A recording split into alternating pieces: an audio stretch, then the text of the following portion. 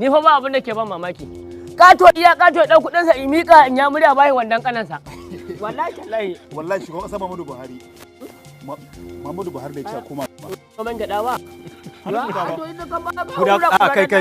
Ku dakata. Shugaban ƙasar Najeriya Muhammadu Buhari. Mai gaskiya kenan. Mutum ne mai gaskiya. Ba ƙaramin adali ba ne. Abin da kawai Hausa ke cewa ne shine idan dambu yayi yawa ba jin mai. Alƙur'an ƙarya ne a karkata bakin drum. Ai yarfawa ake ba a sale kirki bane. Suna gudun wahala suna samu awara. Ki daukar mai je gona mana. Kai kaga ko ka yarda ko kar ka yarda mutumin kirki ne. Kuma adali ne. Ƙaryar me kake musu ne nan? Ƙasan nan waye bai san abin da Buhari yake ba. Kowa ya sani ka duba barayin da ya kama ƙasar nan.